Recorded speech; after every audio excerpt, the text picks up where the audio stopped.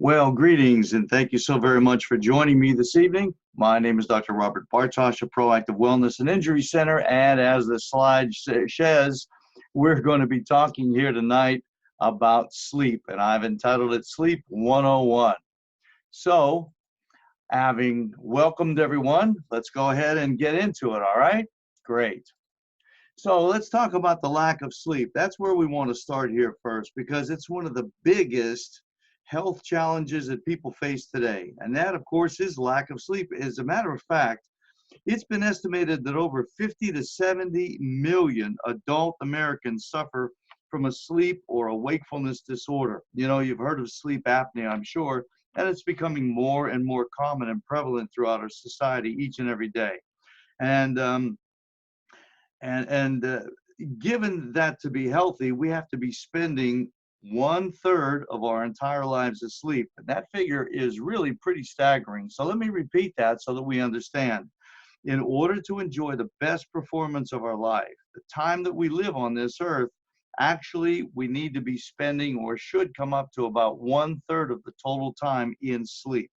Now, this can be due to a number of reasons, as with many health issues, it can be influenced by varying external factors, or it could be that people aren't creating the space in their schedule for adequate sleep, or not understanding the importance of it. You know, a lot of people just dismiss the importance of sleep like it's a non-issue.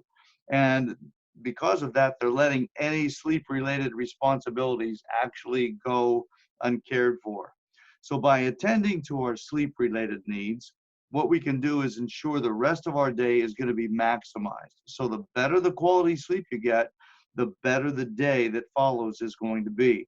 And when you get that right amount of sleep, it's going to enhance your health, your productivity levels, and overall, it's going to cultivate a deeper connection with the world around you as we possess the energy, that we need in order to enjoy it. So, what's a good night's sleep? Well, a good night's sleep, it's actually can be defined by a period of about, now this is not hard and fast, it's going to vary from individual to individual, but between 6 to 9 hours a night or during the sleep, depending upon when it is you sleep. And that, of course, depends on the individual's activity levels. And during that 6 to 9 hours, we need at least 20% of it to be a deep sleep, and at least a quarter of it, 25% of it, is what is known as a REM sleep. However, it's not just the quality of the sleep that's important, it's also the consistency. So, it's not just enough to get one or two nights, good night's sleep in a week. We have to have this consistently on a regular basis. And there are so many definition and opinions what constitutes a good night's sleep in the media, that now it comes down to figuring out what works best for you and those that are aiming to achieve this as much as possible. See, because there's a lot of confusion here, right? So now we've discussed what a good night's sleep would be: 6 to 9 hours, depending upon your activity levels, of course. 20% of which should be, as I said earlier, it's got to be a deep sleep, and then at least a fourth of it's got to be the REM sleep, or that time period in which we have the rapid eye movement. All right. So now I want to talk to you about the side effects of sleep deprivation, the side effects, because we've all been there, sleepily putting on odd socks in the morning or stumbling around wearily in the dark. The obvious effects of not getting enough sleep really are kind of clear. We nod off through the day, we can't focus, where our heads are dropping. Remember in school, we'd fall asleep and our heads would jerk, and then we'd sit up erect once again. And as our days wear on, the effects of sleep deprivation only multiply. Regardless of how much coffee people try to drink, it's not going to offset it. And there are some things that happen as a direct result of having insufficient sleep, like becoming more prone to accidents. The poorer the quality sleep that you have, the more likely you are to have an accident, whether it be in the home or on the road or whatever. So, as a matter of fact, research has shown us that in the United States, 20% 20% of the car accidents occur as a result of a drowsy driver. And lack of energy causes our responses to be lowered. We're not as fast, our reflexes are dampened. And our awareness of our surroundings, it just affects us adversely, and it increases the chances that we're going to make a mistake, especially when you're driving. Now, listen, when you add that to the fact that you have people that are sleep deprived driving automobiles. On top of that, they're texting. On top of that, they're listening to some music or whatever, or a conversation that's going on. On top of that, in some states now, people, in order to get through the day, are going to be using certain medicaments and or the marijuana that's being promoted in many states. When you add all of this up, it's basically, and this is trivial to say, but it's an accident waiting to happen. See?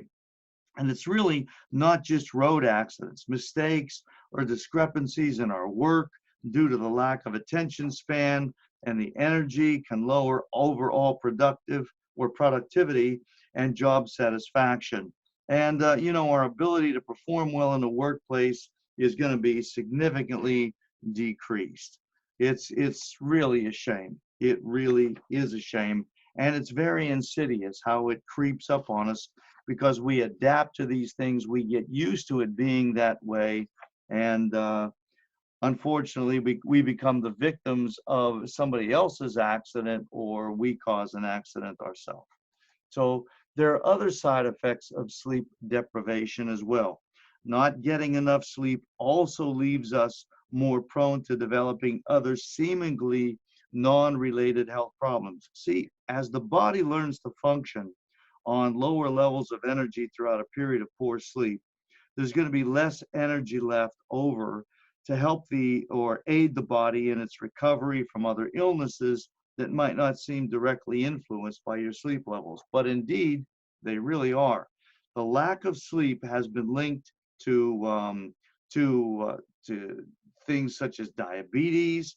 So what I'm saying here is the if you have poor quality sleep, you're more apt to develop type 2 diabetes. You're more apt to become obese. You're more apt to develop high blood pressure and even heart disease. Yeah, it's been known, listen, the lack or the poor quality of sleep has also been known to shorten one's overall life expectancy.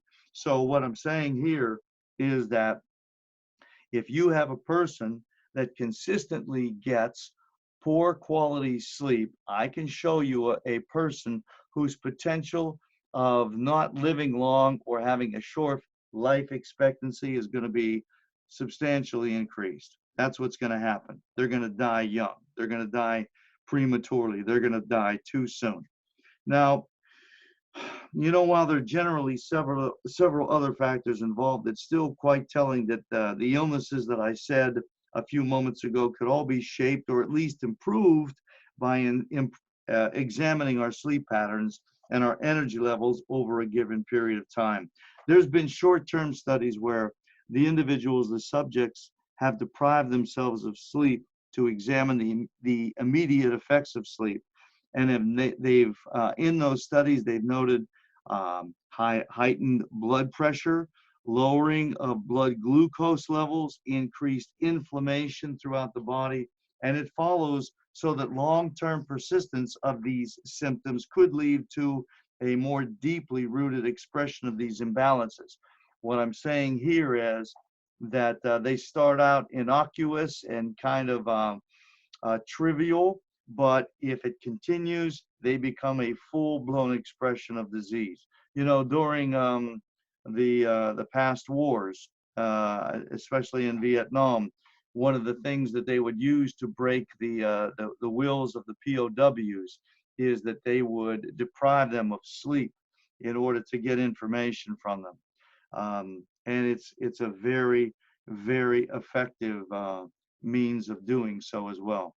And the lack of sleep can also lead to imbalances in hormone levels, and it makes you more prone to mood swings and difficult emotional states. You know, you get depressed, you get angry easily, more easily, I should say. And there are physical side effects that affect sleep deprivation, and they include dull skin, the dark circles under the eyes, and that general overall fatigued expression or look that you see on people. I mean, when you're in the work force or workplace, I should say, and you're looking at people around you that are coming in, you can pick out the individual that didn't have a good night's sleep prior to coming in. So the question now is, why do so many people experience this uncomfortable and stressful sensation of not being able to sleep? I mean, you know, it used to be we didn't have this problem in generations or decades gone by, but it seems that there's so many more people that are experiencing this, and it's just increasing at an alarming rate. There's an overstimulation that we're presented with constantly. And it means that there's always something externally going on or happening that we really feel we need to catch up with or achieve. And this sense of needing to be aware of every little element of our lives, and more importantly, the need to be in control of it, is what keeps our minds so active, not only at nighttime, but in the daytime as well. So some of the basic or some of the top reasons why adults today are suffering a lack of sleep is, and number one, it's technology. It really is technology. You know, before technology became such a massive and overwhelming factor in our lives, our bodies were in tune with the rising and the setting of the sun. Not so much anymore. The further and further away from this we've moved, the less in tune our bodies have become. And so even with the most basic needs like sufficient sleep, it's been shaken by these external technologies. We have this need, as I said a few moments ago, we have to be in touch with everything that's going on. We have to be aware of every little thing on the internet. People are constantly sitting in front of the computer, searching the internet, reading this and reading that, finding out the latest news feed, and going on to their Facebook account and going on to Instagram. Or you see kids just continually looking down into their phones and just scrolling back and forth and back and forth. And this is what's going on. Actually become and have developed an addiction to these technologies. And what's happened, we've lost our connection with true or reality around us. So much so that during the days of sleeping, when the sun sleeps, what happens is the retinas in our eyes immediately detected a natural hormone that was called melatonin. When we were connected to nature, the sunlight would naturally produce a hormone called melatonin. That, you know, this hormone that people go to the drugstore and they buy to help them try to get some sleep. And it started as soon as the light started to decrease. That's what the body did. And melatonin, as this hormone, it causes us to feel sleepy. And during a healthy period of deep sleep, it remains elevated in the bloodstream. Now, I want you to think of this in terms of the bright or the blue light that's being emitted by the phone screens, the flashing lights, the iPhones, the smartphones, all of these technological devices that we become addicted to checking. We've got to check it like every 30 seconds. You find people just looking. I mean, I travel a lot, and I watch people, and I see this, and I see it, and the more I see it, the more I see it, because it's becoming ever increasing. As I look in the airports, people are just bent forward and they're looking on all of these types of devices. So what's happening is, and they do it at home, they do it at work, they do it in the car, all over the place. Now we even have the screens in the automobiles, so people can still be in touch with those devices as they drive 70 miles an hour down a highway. Anyway, when this blue light, this kind of light hits the retina, hits your eyes, The effect of melatonin is immediately, I said immediately, it's reversed. It stops and it promotes a state of wakefulness over that of sleep. See, no longer is that hormone being produced because we're sitting there even into the evening when our bodies should be shutting down, should be getting ready for sleep, should be producing that hormone that helps us sleep throughout the night. It's totally shut off. And there are a lot of people that think that they can't get to sleep unless the TV is on or a screen is going blaring in front of them. Now, all of this combined with the artificial lighting, all of these things, it's caused disrupted sleep patterns and lowered the overall quality of sleep we do get.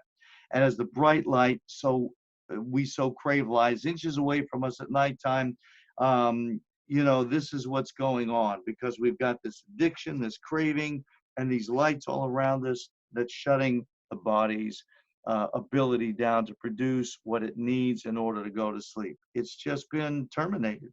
So now that you know that, I want to talk to you about ways to combat this technology and this light related sleep issues. See, we've got to learn how to do this. And what you can do is you can dim the light. If you're one of those, look, I understand, I really do. Um, if you're married to your device, what you can do is you can dim the light on your device screen to the lowest possible setting. Dimming all of the lights in your house are actually going to send signals right back to the retina, to the body, to the brain, that it's time to wind down towards sleep.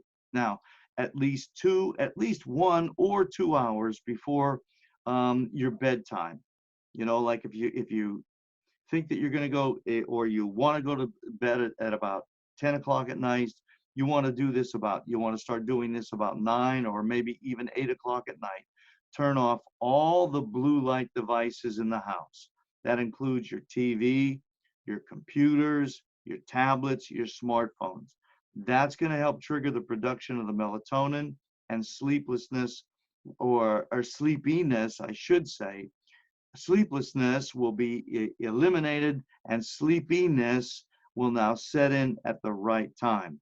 You want to try to regulate this bedtime routine. Remember, I told you it has to be consistent, and you want to set this routine to occur at around the same time each and every evening so that it allows your body to create a regulated sleep cycle. Then also what you want to do is limit the mind stimulation in the hours leading towards bedtime. You want those to decrease. Activities such as reading a book, listening to music, meditating are all much more beneficial to still the mind and to help it focus on one singular thing, meaning that it's going to drift into sleep much easier. See? And charge any phones or devices that might tempt you in a moment of wakefulness away from the nightstand. And the further away you can get these phones or these devices from your brain, the further away, the better. See, that's what you've got to do. You've got to start changing these routines. Those are some of the things that you can do in the house an hour or two before you're wanting to go to sleep. Now, here's another thing that we can do. It's the diet and how it affects insomnia. Just as important now as moderating the external experiences before sleep is making sure that the internal aspect of the body is lined up for rest. Because there's studies that have shown that low carb diets and high sugar consumption, not just the bad kinds of sugar, high sugar consumption before bed or throughout the day, it's a huge contributing factor to the difficulties many people have sleeping. You give a child a little sugar, and I'll show you a child that's not going to sit still, that's going to be jittery and moving about. Well, the same thing happens in the adult body as well. Our physiology is not designed to deal with the typical carb-loaded Western way of eating, which is why insomnia and diet have become so strongly linked, especially in our society. If you've ever put petrol into a diesel engine, you know that putting the wrong fuel in has less than ideal results, right? You can't put gas into a diesel engine. Well, The same applies to us. Not only does the wrong type of fuel have the tendency to make us gain weight, but it also is going to wreck our ability to get good, consistent quality sleep. Now, refined carbs like white rice, sugar, products that are made out of white flour like bread, crackers, and cakes, they're probably second only to caffeine in reducing the quality of your ability of getting a good quality sleep, I should say.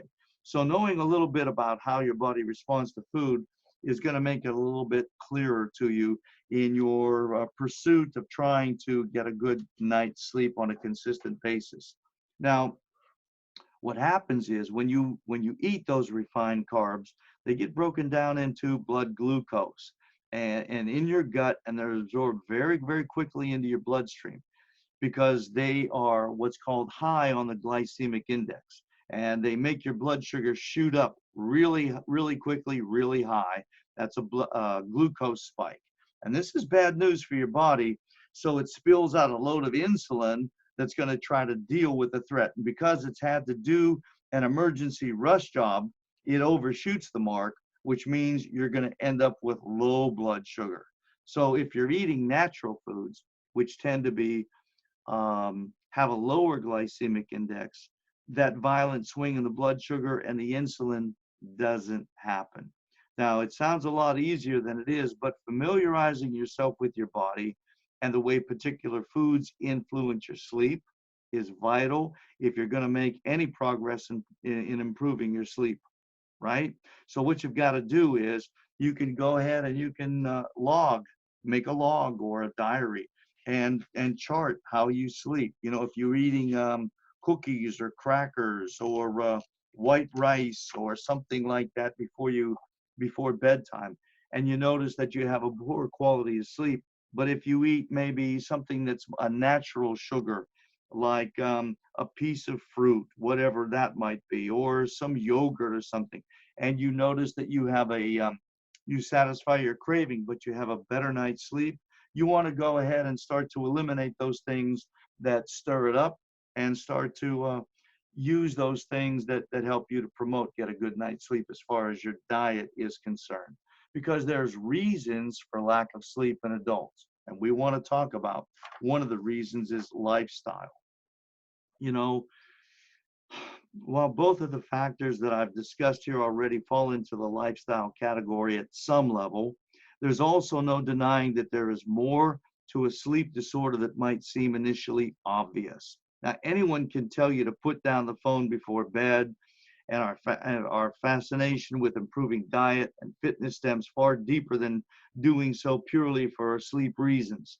Now, there's factors such as work hours, work location, nap taking, your sleep cycle regulation, environmental factors can all have just as significant an effect on our sleep patterns. And so these things should be considered when you're trying to improve it. You know, for example, if you're working long hours at home and often don't stop working until later on in the evening, I can assure you that this can create a hazy, blurred confusion between sleep and work hours. And what I mean is that the quality of neither your work nor sleep time is going to be optimized to what it could be. They're both going to be adversely affected. However, if you take naps regularly and you find yourself in need of sleep at random intervals during the day, this really is an indication that your nighttime sleep patterns are out of balance. See? And I'm all for naps. You know, one nap in the afternoon, it can do 15, 20 minutes. It can really supercharge you in a lot of ways. However, if you're finding that you're dozing off through the day quite a bit or frequently, and you're needing to have frequent naps, it's showing you that your night's sleep is certainly out of balance. Now, to minimize the necessity for naps, especially frequent naps, and maximize the nighttime hours, what you want to do is to try to regulate your evening sleep cycle, adhering to a strict before bed routine. Because as we've already discussed, the hour or two before bed is really going to be most crucial to getting a good night's sleep. It really is. So you've got to develop these habits or this routine, if you will, in order to prepare for a good night's sleep. Now, also, I want to talk to you about the environment. Environmentally, it's often difficult to manipulate the external factors to maximize your sleep quality, and yet there's several things that can be done. You know, it's interesting. I alluded to the fact that I travel a lot, and when we use these different hotel venues, one of their biggest or marketing or selling points is the quality of the bedding. They're always focusing on, you know, the the quality of the mattresses and the quality of the sleep and whatnot. As a matter of fact, years ago, there used to be this big waterbed deal. It was all the craze, and a lot of hotels got water beds in, and they touted the fact that they had water beds and blah blah blah. But what they found out, to their dismay, was that the water beds were actually adversely affecting the sleeping qualities of their customers. You know, a lot of business people, a lot of we do a lot of traveling and whatnot. And if you don't get in a good night's sleep before your presentation is going to it's going to be adversely affected. So then they resolved that, and they started to invest in the quality of the bedding, because it does affect the quality of sleep that you get. So getting back to our homes, what we want to do is that we want to clean up our room. Sleeping with less clutter, it's going to reduce the stimulation around us and the clutter in the brain. It really is. As you simplify your environment, it's going to reduce the stimulation to the brain. You can even maybe light a candle, something so simple as lighting a candle, or diffusing maybe essential oils, or turning off any devices an hour before bed can contribute to your sleep quality. You want to also minimize the outside noise. You know, it might seem obvious, but choosing an environment that's not overly impacted by outside noises and disruptions is a huge way you can improve your sleep quality. And if you know that you're a light sleeper, make sure you consider that when you're choosing a bedroom. And and there's also sleep aids. They have these, and I don't know exactly what they're called, but you can turn it on, and it'll sound like rain falling on the roof, or it'll sound like waves rushing into a shore, or seagulls, or whatever it might be, or gentle winds blowing in that. That helps some people that like that little bit of innocuous stimulation in that. And again, you can use that, but remember, you got to turn off that phone. I can't stress this enough, because there's too many people. They still rely on their phone during the nighttime hours, and arguing your case by saying you need it to wake you up is just an excuse. Which brings me to tip number 5, if you're keeping count. This is the 5th tip: buy an alarm clock. Right? There's a fascinating study on the influence of lifestyle factors on insomnia in Japan. Can be can be I looked to, and it was amazing when they did these things that I shared with you, how it affected the quality of their sleep. And look, all right, you might say, well, hey doc, I use my phone as an alarm clock. Okay, fine. If you do, set your alarm in your phone, and then pick the phone up and set it away from you, like on your dresser, or far away in your bedroom, so it's not right next to you in your nightstand. If you've been on any of the previous webinars that I've done, especially regarding brain health, you'll know that that radiation that's emanating off of that phone is adversely affecting your brain. And I don't want to get off onto a rabbit trail talking about that, but suffice it to say, just take your phone, put it on your dresser, or on a tabletop that's far away from you if you're using it as your alarm clock. That way, it's not going to be adversely affecting you. And when the alarm does go off, you're not going to be able to reach over and just hit it and shut it off for another 5 minutes. It's going to cause you to get up out of bed and go over and shut it off. Okay? All right. So that's the environment. You want to go ahead and do that. and maybe even some fresh air in there at night, opening a window or whatever, is going to benefit you, or even closing the door to the rest of the house. That may benefit you. But, analyze the environment, your bedroom, and see what's going to work for you so that you can simplify it, you can calm it down, and you can reduce the stimulants that are in it. Okay? Now, we want to talk about, now that we've done those things, or we realize those things, I want to talk to you about your sleep and how it affects your mental health.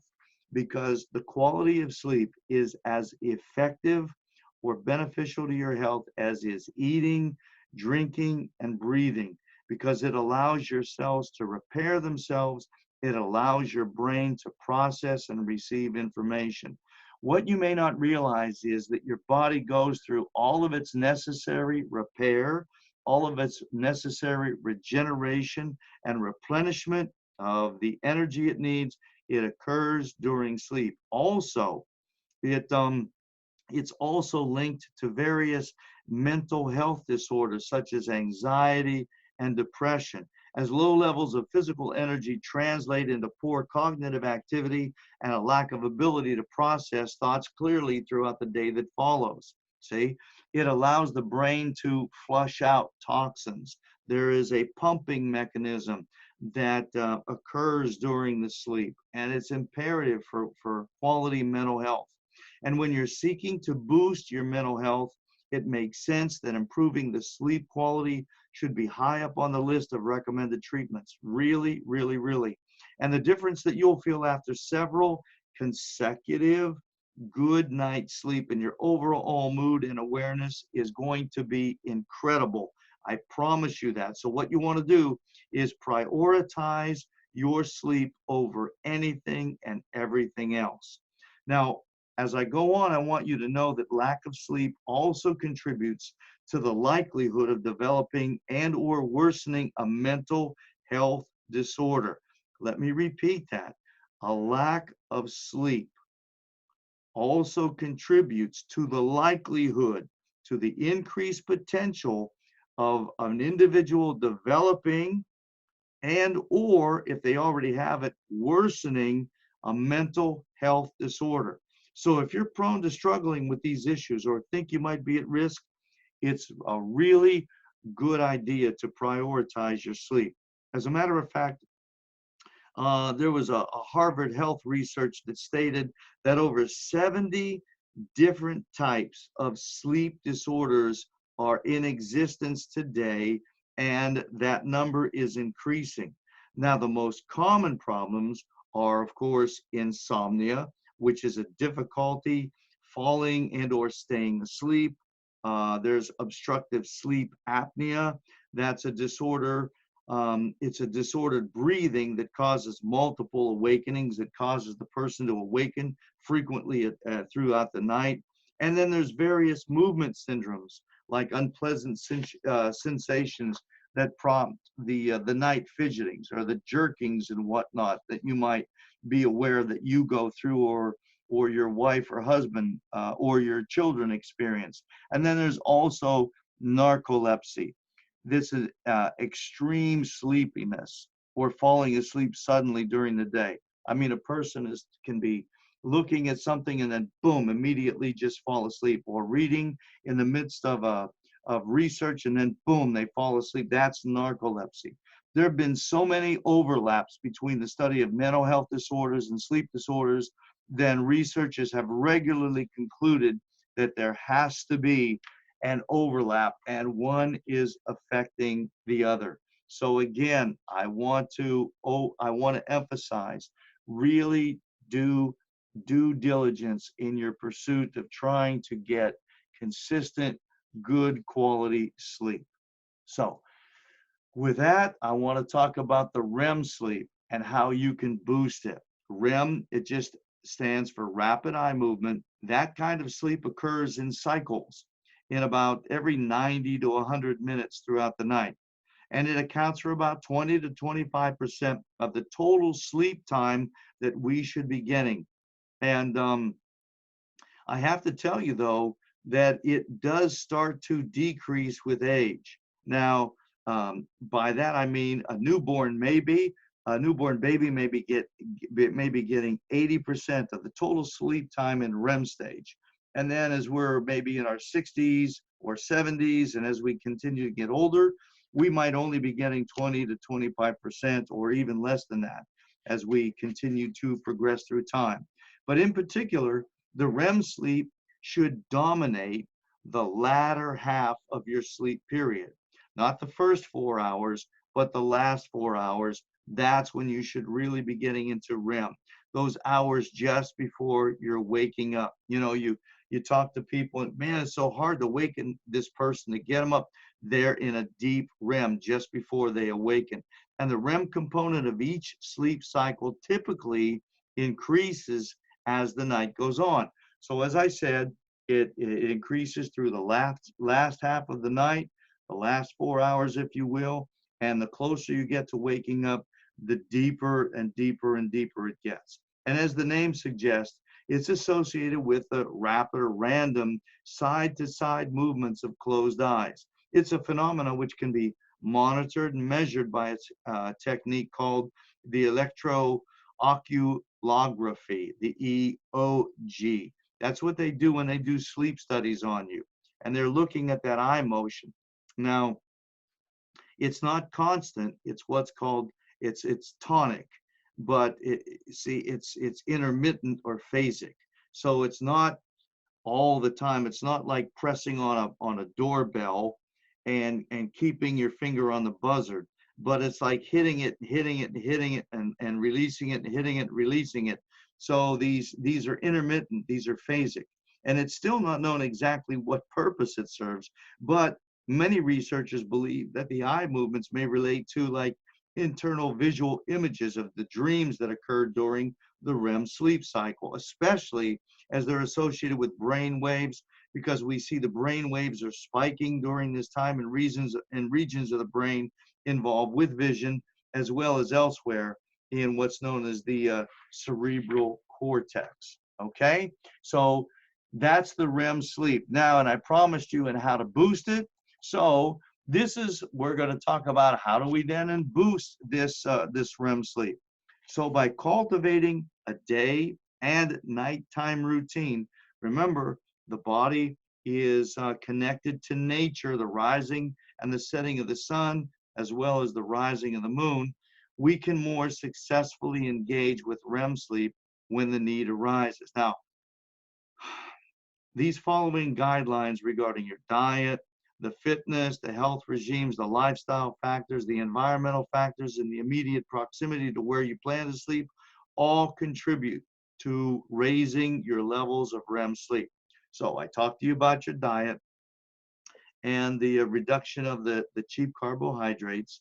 The fitness is very good, being active throughout the day, adequate amounts of water throughout your day.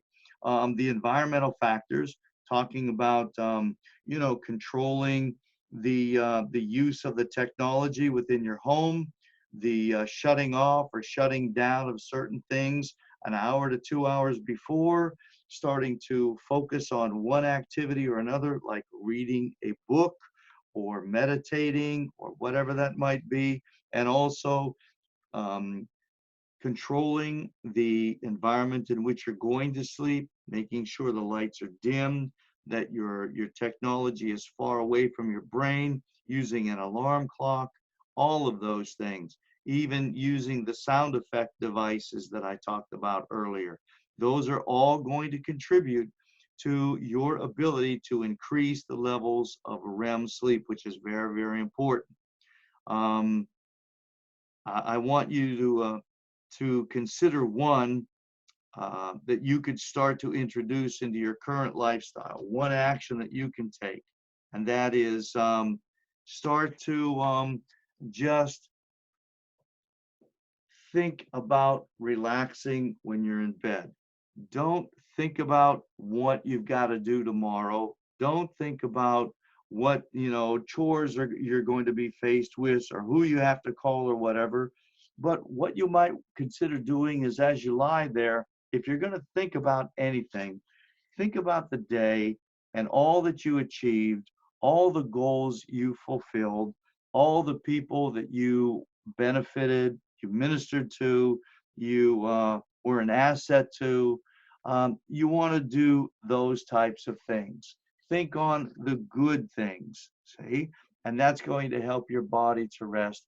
And you'll look forward to tomorrow in the right way because the amount of joy you achieved through the accomplishments that you accomplished, through the accomplishments that you were able to achieve throughout your day, it's going to make you look forward with joy and great expectation to tomorrow as well. Okay? Then also meditation for sleep disturbances. You know, there's an amazing way to start maximizing your sleep is by learning how to meditate, by becoming more aware of your thoughts, the tendencies, the patterns. Meditation supports an overall more balanced, rounded, energized lifestyle. Now, I'm not talking about, getting into the mantras and all these other things. I mean, if you want to do that, that's great. But just meditating, like I talked about a few moments ago, thinking on those good things. It's an aspect of that kind of lifestyle that will help you to promote regular sleep cycles. There are really a lot of different effective meditations that can be done to support a better cycle of sleep. Um, Many people find it difficult to know where or how to start with their meditation journey.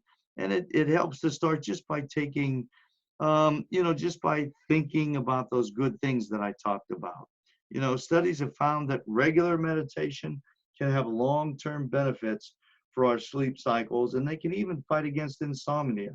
It helps you to kind of drift into a deeper state of sleep. More importantly, to remain there. It's a calming focus that helps you to get the stress out of you, and it encourages your nervous system to relax, and you're going to notice that your breathing is going to slow down, and your mind is going to be at greater ease. I said earlier that sleeping helps a person to focus. You might consider opening up, if you have a family Bible, just opening it up at night. And if you don't know where to start, the Psalms, many people find are very, very soothing. And these are literally songs, SONGSs, that are called Psalms, PSALMSs, that the writers wrote, and that they would put to music, and they would sing to the Lord about how great he is and all of his many benefits and all of the wonderful victories that he brought that individual through, and how he never changes and how he loves us and whatnot. I know it may be a radical departure from what you've heard before, but it's worth a try if you're serious about getting a really good night's sleep. Just opening up that family Bible, picking out the Psalms, and starting to read there wherever you want. Okay? And there's other things you can do. There's the sleep cycle apps. For those of you that, you're into your technology, I don't want you to feel left out. There are a variety of apps that are available out there now that can actually monitor your sleep cycle. Now, I'm not a I'm not saying that you need to do these things or that you should do these things, but I would be remiss if I didn't offer you these things. These apps measure things like when you enter deeper periods of sleep, when your potential for REM sleep is at the highest, and when and how you start to enter the lighter levels of sleep. And, by monitoring maybe your current sleep tendencies, it can give you an awareness of how to best maximize your sleep times. You can start to use your sleep time to your advantage and maybe figure out triggers or reasons contributing to your lack of sleep. See, let me say that this, if you're starting to make changes and you want to see how these changes are affecting you, maybe you can download one of these apps and see how poor quality the sleep is that you're getting for the first week. Okay, so you got that. Then you can go ahead and you can start to make some of these changes, introduce them into your habits that I've suggested you do.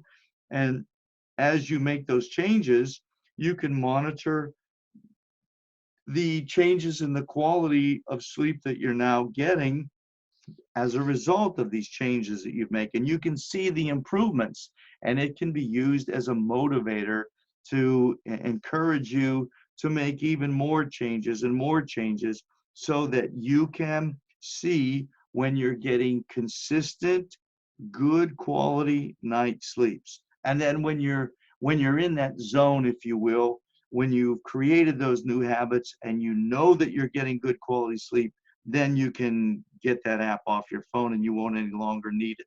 But there's one app, it's called Sleep Cycle. It's simply called Sleep Cycle, and it's available, I think, for both Apple and Android. Um, but the only warning I'll mention is to ensure it doesn't cause you to keep your phone too close. Remember, try instead to download it maybe onto a tablet or an iPad or something like that to minimize the potential for distractions in the form of other notifications, right? Or you can put it on your phone, but keep it a distance away so that it doesn't distract you and so that it doesn't, adversely affect you with the radiation that's being emitted off of it. And like I said, once you know where your zone is and you're happy with your progress, then you can get rid of the app because you've created a new way of living for your body. Now, the flow state and sleep. Now, any artist who's familiar with the deeply focused sensation of state will know that it's a state during which our creative capacity is heightened, which leads to a more intense and lengthened state of focus.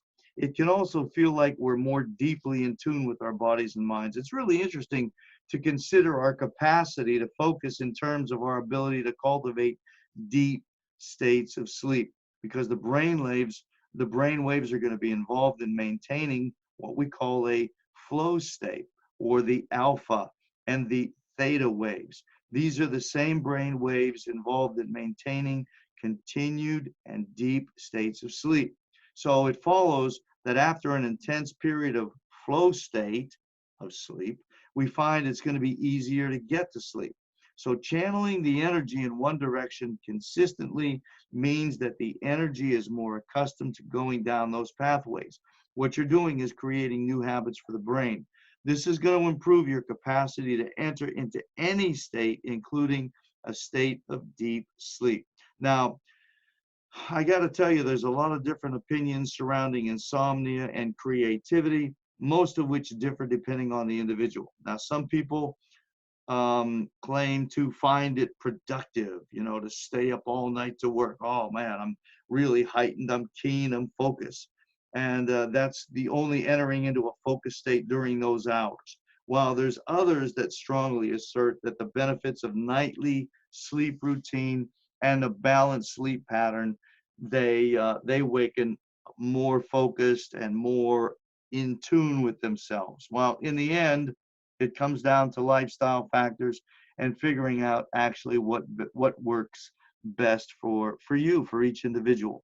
If the flow state is elusive for some during the daylight hours, it makes sense for them to postpone any work-related pursuits and vice versa. Now, the science is there to back it up. However, achieving a state of deep sleep is a similar sensation of continued focus and calm awareness that exists during the flow state. So look, if you want to learn more about that, you can Google flow state and find out all about it if that lights your fire, so to speak. I'm not a big proponent of it, but again, I would be remiss if we didn't talk about it because it has a lot to do with insomnia and the people's excuse or belief that that's when they're focused, when they're awake and they can't sleep, and that they have a rush of ideas and inventions and original thoughts and whatnot. Well, again, it's up to the individual, whatever suits you.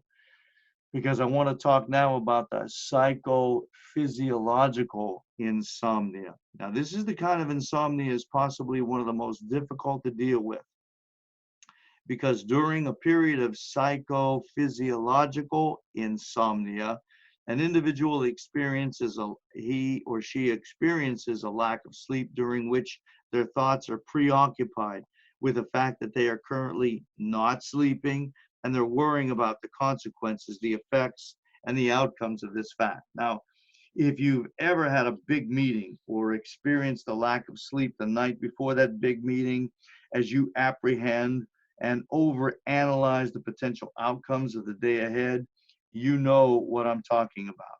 It affects, unfortunately, and this is true, it affects more females than males, and it's characterized by the onset of anxiety as the patient or the individual prepares for sleep. They're worrying about the quality of the impending night's sleep, the duration of it or the lack thereof, and the consequences should they not achieve sufficient amount of sleep. This preoccupation with the sleep stems from an initial experience of insomnia, and subsequently what happens, they develop a fear of returning to that state. And that causes the onset of the psychophysiological insomnia. It's like a negative reinforcement.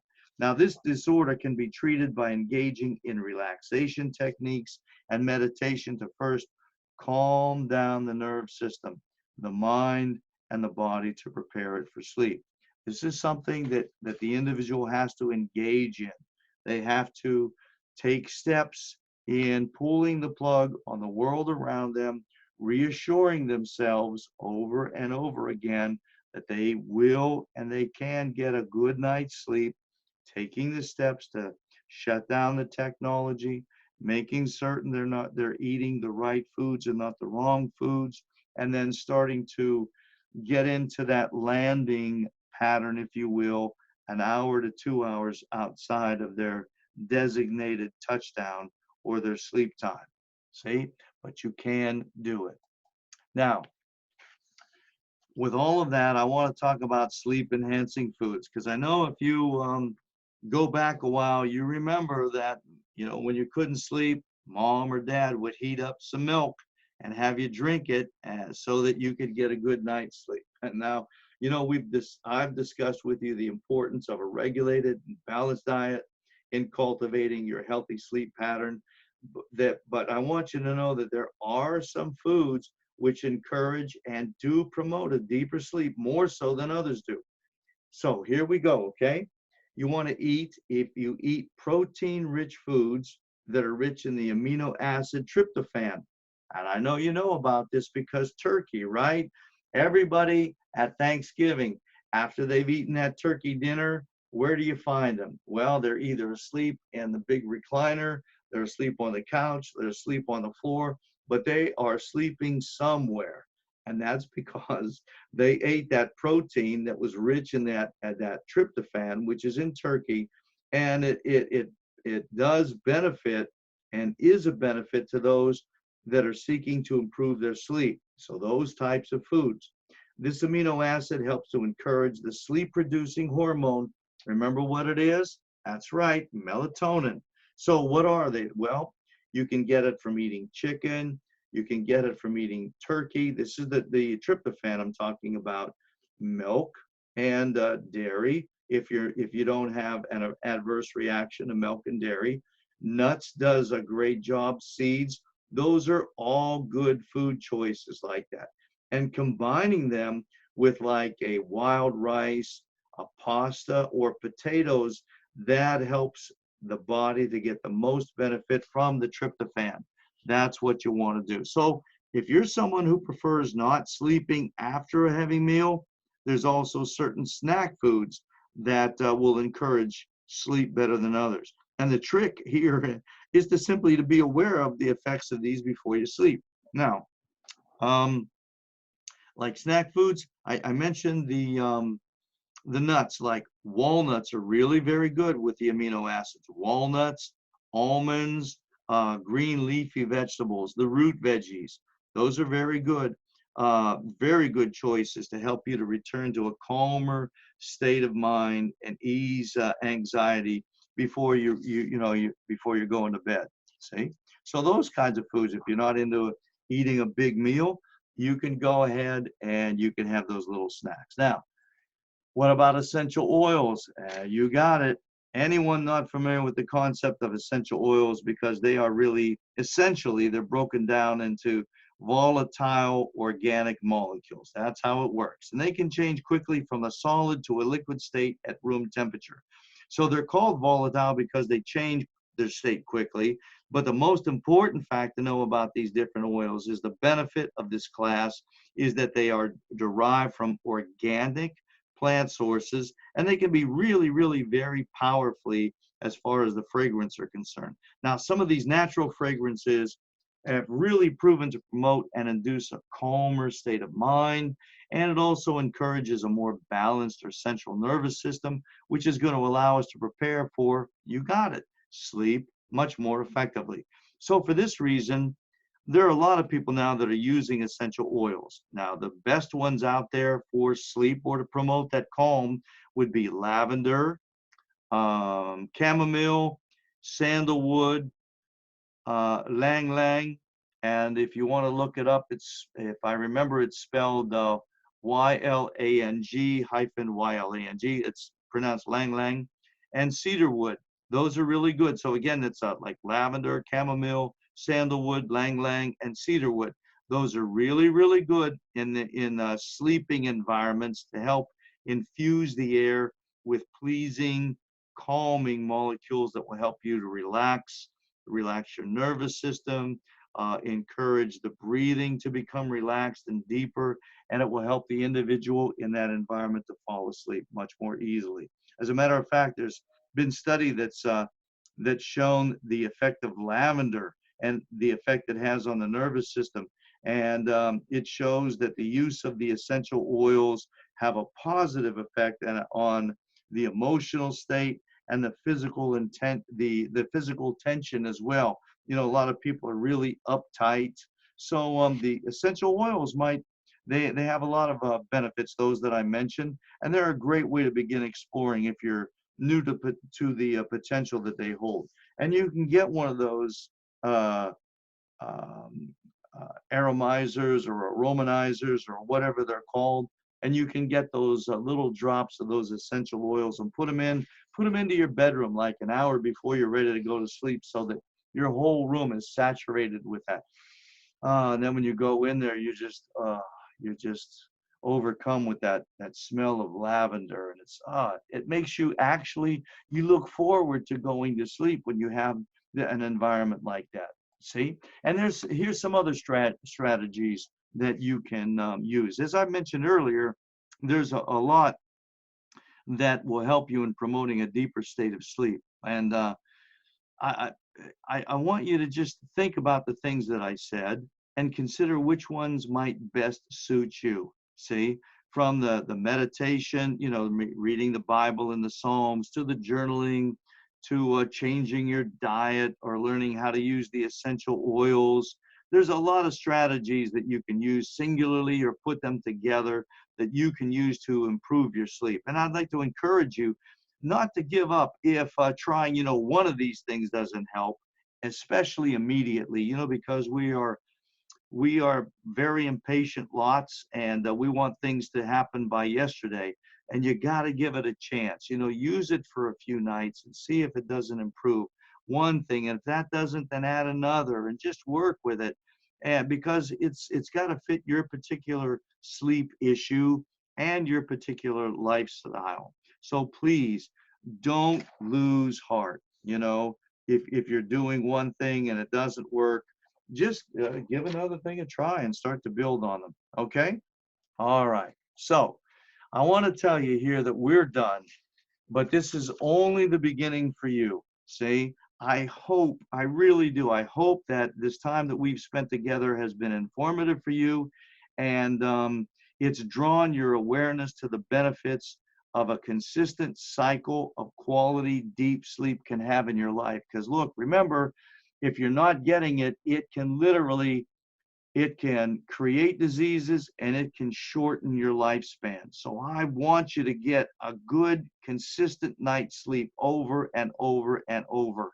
And if you're one of the millions of people that are still struggling to find out what works for your particular sleep issue, I really do encourage you to try some of these things that I shared with you, you know, because the difference you'll feel after a few nights of good sleep, it's going to make all those sleepless nights seem worth while.